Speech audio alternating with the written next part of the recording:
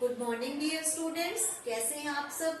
मुझे उम्मीद है आप सभी अपने घरों में स्वस्थ होंगे। तो आइए आज हम पढ़ते हैं हमारा सुगम हिंदी व्याकरण का पाठ 9 क्रिया। शब्द के जिस रूप से हमें किसी कार्य के करने या होने का पता चले उसे क्रिया कहते हैं। क्रिया के दो प्रकार हैं, सकर्मक क्रिया, अकर्मक क्रिया। तो आइए आज हम विस्तार से क्रिया के बारे में जानेंगे। तो आइए पाठ पढ़ना शुरू करें।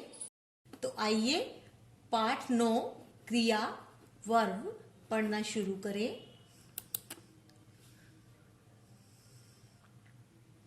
देखिए, पढ़िए और समझिए।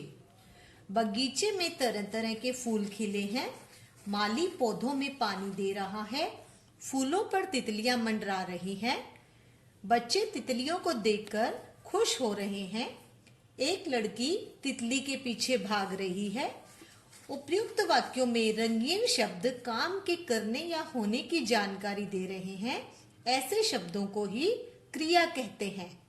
क्रिया के बिना वाक्य पूरा नहीं होता, अतः हम कह सकते हैं जिन शब्दों से किसी काम के करने या होने का पता चले उन शब्दों को क्रिया कहते हैं। अब देखिए, क्रिया में जो विशेष बात ध्यान देने योग्य है वो देखिए। वचन, लिंग और कारक में परिवर्तन होने पर क्रिया के रूप में भी परिवर्तन आ जाता है। कैसे, देखिए। वचन के बदलने पर लड़की पुस्तक पढ़ रही है, तो वचन के बदलने पर देखिए क्रिया भी बदल गई है। लड़कियां पुस्तक पढ़ रही हैं। अब देखिए वचन कैसे बदला है। यहाँ पर एक वचन लड़की है, वो क्या हो गया, लड़कियां। पुस्तक पढ़ रही है, यहाँ पर पढ़ रही है एक लड़की के लिए है, और वहां पर जब क्रिया बदल गई है तो लड़कियां पुस्तक पढ़ रही हैं। हैं के ऊपर बिंदु लगाया गया है। अब देखिए लिंग के बदलने पर लड़की पुस्तक पढ़ रही है। अब यहाँ पर जो क्रिया है वो है पढ़ रही है। अब लिंग क्या है, लड़की। तो अब इसका लिंग बदलेंगे तो क्रिया भी बदल जाएगी। देखिए, लड़का पुस्तक पढ़ रहा है। अब क्रिया लड़की के साथ क्रिया पढ़ रही है, तो हमने लिंग बदला है। लड़की की जगह लड़का है, तो लड़का पुस्तक पढ़ रहा है, तो यहाँ पर क्रिया भी बदल गई है। कारक के बदलने पर सीता ने दूध पिया। अब यहाँ पर देखिए कारक दूध पिया, तो यहाँ पर कारक के बदलने पर क्रिया भी बदल गई है। सीता दूध पी रही है। अब क्रिया क्या हो गई है, पी रही है।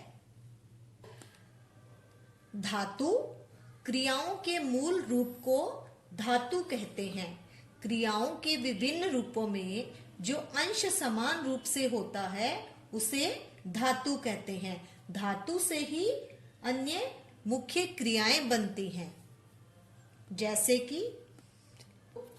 जैसे धातु मूल रूप, क्रिया में धातु का मूल रूप है गा, लिख, पढ़, नाच आदि। अब यहाँ पर इन धातुओं में हमने प्रत्यय लगाया है, तो गा से गाना, लिख से लिखना, पढ़ से पढ़ना और नाच से नाचना आदि क्रियाएं बनेंगी। तो आइए अब हम पढ़ते हैं क्रिया के भेद। क्रिया के दो भेद होते हैं, सकर्मक क्रिया, अकर्मक क्रिया। तो पहली क्रिया है सकर्मक क्रिया। कर्म के साथ क्रिया का होना। जिस क्रिया का कर्म होता है वह सकर्मक क्रिया कहलाती है। मतलब जिस क्रिया में कर्म साथ होता है उसे हम सकर्मक क्रिया कहते हैं। जैसे दुकानदार आइसक्रीम बेच रहा है। उपर्युक्त वाक्य में दुकानदार करता है, आइसक्रीम कर्म और बेच रहा है क्रिया है। अब देखिए इस वाक्य में दुकानदार आइसक्रीम बेच रहा है, इसमें कर्ता है दुकानदार, आइसक्रीम है कर्म और बेच रहा है क्रिया। तो अब देखिए इस वाक्य में क्रिया के साथ कर्म है, इसलिए ये सकर्मक क्रिया है। सकर्मक क्रिया की पहचान, क्रिया सकर्मक है या नहीं इसकी पहचान करना बहुत आसान है। वाक्यों में क्रिया के साथ क्या या किसे लगाकर प्रश्न करें, यदि उत्तर मिलता है तो वह सकर्मक क्रिया है।